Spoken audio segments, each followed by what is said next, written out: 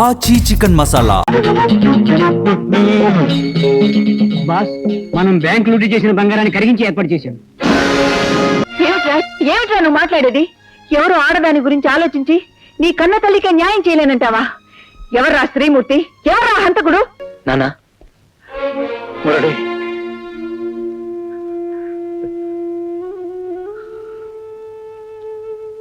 ఏం బాబు, చట్టం పట్టుకున్న ఈ తండ్రిని కటకటాల వెనక చూసి బాధపడ్డానికి వచ్చావా? కాదు, ఈ కటకటాల వెనక నుంచి నిన్ను కాపాడి తీరుతానని చెప్పడానికి వచ్చాను. నువ్వు నాకు ఒక విషయం చెప్పాలి. ఏమిటి బాబు? ఆ రోజు అడవిలో ఉన్నప్పుడు మీ స్థావరానికి దెబ్బతిన్న మనిషి ఒకడు వచ్చాడు, గుర్తుందా? అతన గంగులు 6,000 వాడిని గురించి తెలుసుకుని గాయపడి వచ్చాడు. ఇప్పుడు అతను ఎక్కడుంటాడు?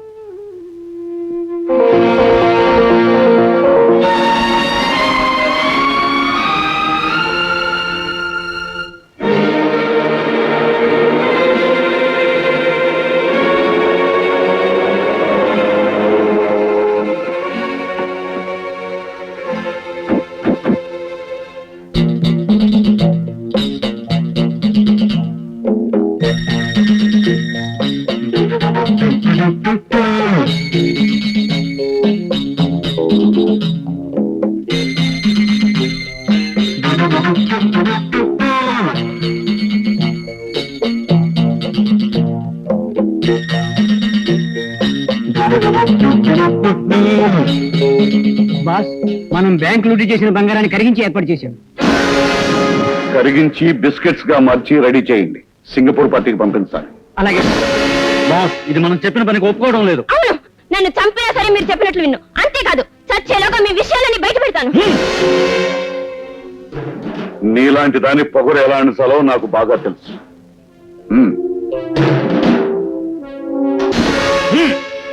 ఈ యాసిడ్ తో నువ్వు చావవు కానీ శవం కంటే దారుణంగా తయారవుతావు. మాట కూడా పోయి భయంకరంగా మారిపోతావు.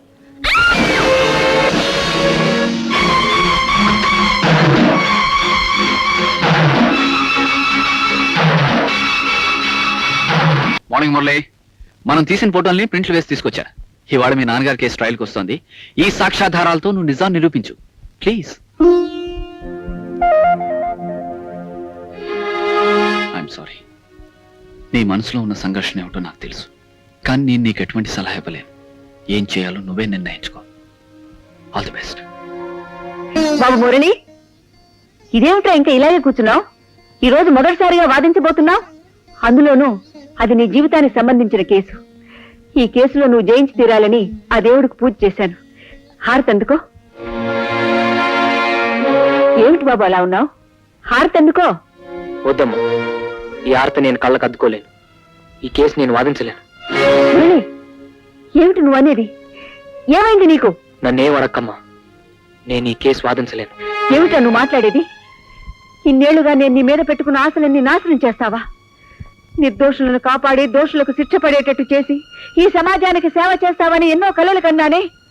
చూడలేని న్యాయదేవతకు చూపువై నిలిచి అభాగ్యులకు న్యాయం చేస్తావన్న నా నమ్మకాన్ని వమ్మ చేస్తావా? అమ్మా, నువ్వు అలా మాట్లాడకమ్మా. నా వృత్తిలో తొలి అడుగులోనే ఎటు తేల్చుకోలేని ధర్మ సందేహం నాకు ఎదురైంది. న్యాయం అనే త్రాసుకి ఎటు పక్క నిలవాలో తెలియని సమస్య నన్ను వేధిస్తుంది. అంటే సమస్యలు సందేహాల పేరు పెట్టి నీ కన్న తల్లిని రక్షించడం మానేస్తావా? నీ కళ్ళ ముందే నీ కన్న తల్లి 3 ముళ్ళు తెగిపోతుంటే చూస్తూ ఊరుకుంటావా? అమ్మా, నా తల్లి పసుపు కుంకాలు నిలబెట్టడం కోసం మరో స్త్రీమూర్తి సౌభాగ్యాన్ని నాశనం చేయమంటావా? మురళి, యుద్ధరంగంలో అడుగు పెట్టిన మనిషి శత్రువును అంతం చేయాలే తప్ప ఆ శత్రు భార్య పసుపు కుంకాల గురించి ఆలోచించకూడదు. అదే విధంగా న్యాయస్థానంలో అడుగు పెట్టిన న్యాయవాది నేరస్తుణ్ణి హంతకుణ్ణి ఉరికంబానికి ఎక్కించాలి తప్ప అతని భార్య సౌభాగ్యాల గురించి ఆలోచించకూడదు. అమ్మా, నా తల్లి తాలిబొట్టుని నేను కాపాడితే మరో తల్లి తాలిబొట్టుని తెంపేసిన వాడిని అవుతాను. ఏమిట్రా నువ్వు మాట్లాడేది? ఎవరు ఆడదాని గురించి ఆలోచించి నీ కన్న తల్లికే న్యాయం చేయలేనంటావా? ఎవర్రా శ్రీమూర్తి? ఎవర్రా హంతకుడు? నేను చెప్పబోయే నిజం నా గుండెలను బద్దలు చేసుకొస్తుంది. బయటకొచ్చే ఆ నిజం నీ గుండెలను బద్దలు చేస్తుందేమో. నేను చెప్పలేను. ఏమిట్రా? ఏమిటి నువ్వు చెప్పే నిజం? ఆ హంతకుడు నీ మెడలో తాలి కట్టిన ధనంజయరావు గారమ్మా. నువ్వు చెప్పేది నిజమా? అవునమ్మా, ఇన్నేళ్లుగా నీకు నాకు లోకానికి తెలియని దారుణమైన నేరస్తుడు ఆయనే.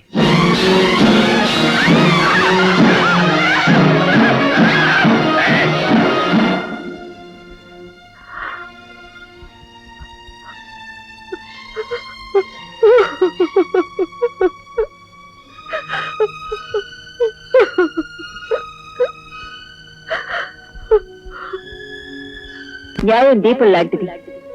అది అన్యాయం జరిగే మనుషులకి వెళ్తుర్నివ్వాలి. న్యాయం నిప్పు లాంటిది. అది అన్యాయం చేసే పెద్దల్ని బూడిద చేయాలి. కోర్టులు, చట్టాలు, సెక్షన్లు, శాసనాలు పేదవాళ్ళకి న్యాయం చేస్తాయంటున్నాయే తప్ప నిజానికి అలా జరగటం లేదు. బాబు, పేద గొప్ప తేడా లేకుండా, తనవాడు పరాయివాడనే భేదం లేకుండా న్యాయాన్ని నిలబెట్టడమే నీ ధ్యేయంగా పెట్టుకోవాలి.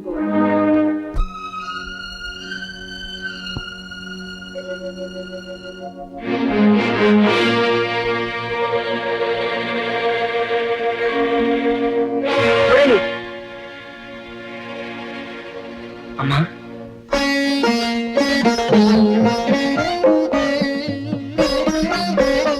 ఇదిగో బాబు, న్యాయానికి చిహ్నమైన ఈ నల్లకోటు ధరించి న్యాయస్థానంలో అడుగుపెట్టు. తన పర అనే భేదం లేకుండా న్యాయం కోసం వాదించు. దోషి ఎవరికి తండ్రి అయినా, ఎవరికి భర్త అయినా అతను శిక్షించబడి తీరాలి. ఒక తల్లి మంగళసూత్రాన్ని కాపాడబోయి 10 మంది స్త్రీల పసుపు కుంకానికి అన్యాయం చేయకు. తీసుకో. అమ్మా, నువ్వు మొదటి కేసులోనే విజయం పొందాలని నేను మనసారా దీవిస్తున్నాను బాబు. అమ్మా,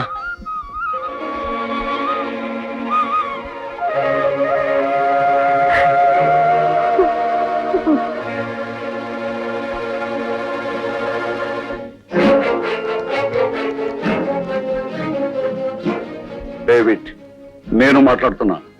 తక్షణం మన వాళ్ళను పంపి మా ఇంటి నుంచి కోర్టు బయలుదేరే మురళీకృష్ణకు అడ్డుపడి అవసరమైతే అంతం చేసి అతని దగ్గరున్న సాక్ష్యాలన్నీ సర్వనాశనం చేయండి. బాస్, మీ ఇంటి నుంచి బయలుదేరిన మురళీకృష్ణ అంటే మీ అబ్బాయి కదా బాస్. అతన్ని అంతం చేయమంటారా? డేవిడ్, నా ప్రాణానికి ముంచుకొచ్చే ప్రమాదంలో నేను ఏ బంధాన్ని పట్టించుకోను. ముందు వెళ్ళి నేను చెప్పినట్టు చేయండి. That's all.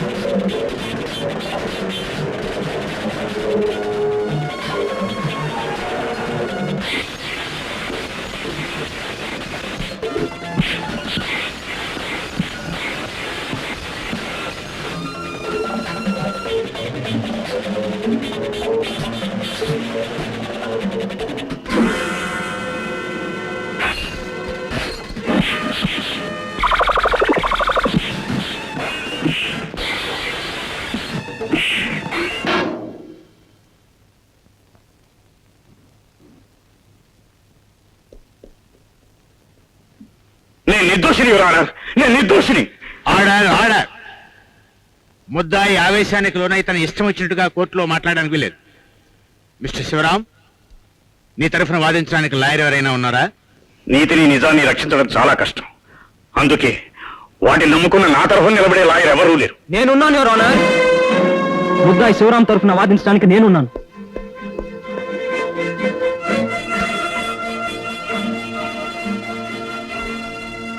యువర్ ఆనర్, బోన్లో నిలబడ్డ ముద్దాయి నేరస్తుడు, హంతకుడు, దోషి, దుర్మార్గుడు, సంఘ విద్రోహి అని నిర్ణయించి శిక్ష విధించడానికి ముందు కోర్టు వారు కొన్ని నిజాలు తెలుసుకోవాలి. ఇతను నిర్దోషి. మొట్టమొదటిసారిగా నిజం తెలుసుకోలేని ఒక లాయరు ఆ అమాయకుడే చేశాడని నమ్మి చట్టానికి పట్టించాడు, జైలుకు పంపించాడు. ఆ పైన చట్టం సమాజం చేయని నేరాలని అతనికి అంటగట్టింది, దోషి అంది. ఇతని పేరు మీద ఆ నేరాలన్నీ చేసేది మరో వ్యక్తిని సాక్ష్యాధారాలతో సహా నేను నిరూపించగలను, యువర్ ఆనర్, నిరూపించగలను.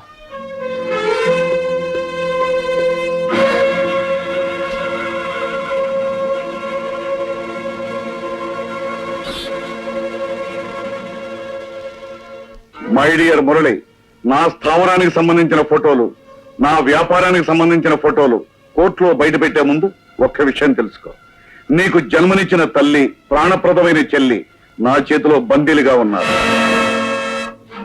కోర్టులో నువ్వు ఫోటోలు బయట పెట్టిన మరుక్షణం వాళ్ళ ప్రాణాలు గాలిలో కలిసిపోతాయి. నేను ఎవరో తెలుసు గనక సంతకం చేయటం లేదు.